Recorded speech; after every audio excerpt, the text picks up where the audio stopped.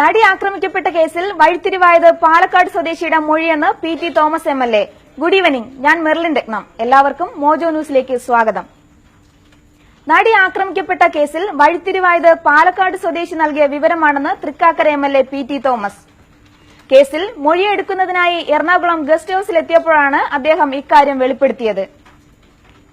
Medical college കോഴ വിവാദത്തിൽ സമഗ്രമായ അന്വേഷണം വേണമെന്ന് സിപിഎം സംസ്ഥാന സെക്രട്ടറി കോടിയേരി ബാലകൃഷ്ണൻ.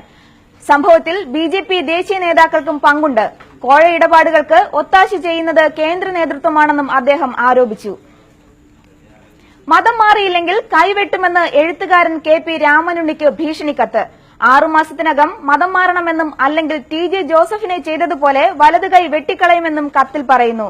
ഇസ്ലാമിനെക്കുറിച്ച് എഴുതിയ ലേഖനങ്ങൾ ചൂണ്ടിക്കാട്ടിയാണ് ഭീഷണി. 6 ദിവസം മുൻപാണ് രാമനുണ്ണിക്ക് കത്ത് ലഭിച്ചത്. അദ്ദേഹത്തിന്റെ പരാതിയിൽ പോലീസ് കേസെടുത്ത് അന്വേഷണം ആരംഭിച്ചിട്ടുണ്ട്. ഇന്ത്യ ചൈന അതിർത്തിയായ ഡോക്ലാം മേഖലയിൽ നിലനിൽക്കുന്ന അസ്വസ്ഥതകൾ സംബന്ധിച്ച് നടക്കുന്ന ചർച്ചയെ അമേരിക്ക പിന്തുണയ്ക്കും. അമേരിക്ക വിഷയത്തെ കൃത്യമായി പിന്തുടരുന്നുണ്ട്. പ്രശ്നപരിഹാരത്തിന് ഇരു രാജ്യങ്ങളും ശ്രമം നടത്തുന്നുണ്ടെന്ന് മനസ്സിലാക്കുന്നതായും അമേരിക്കൻ സ്റ്റേറ്റ് ഡിപ്പാർട്ട്മെന്റ് വക്താവ് വ്യക്തമാക്കി. കോവളം എം.എൽ.എ. എം. വിൻസെന്റിനെതിരായ ആരോപണങ്ങൾക്ക് മൂർച്ച കൂട്ടി വീട്ടമ്മയുടെ ഫോൺ സംഭാഷണം പുറത്ത്. എം.എൽ.എ. ചതിയനാണെന്നും വീട്ടിലെത്തി ചതിക്കുകയായിരുന്നെന്നും പറയുന്നതിന്റെ ശബ്ദരേഖ മാതൃഭൂമി.കോമിന് ലഭിച്ചു. ശബ്ദരേഖ കേൾക്കുന്നതിനും കൂടുതൽ വാർത്തകളും വിശേഷങ്ങളും അറിയുന്നതിനും മാതൃഭൂമി.കോം സന്ദർശിക്കുക. എല്ലാവർക്കും നല്ലൊരു സായാഹ്നം ആശംസിക്കുന്നു. നന്ദി.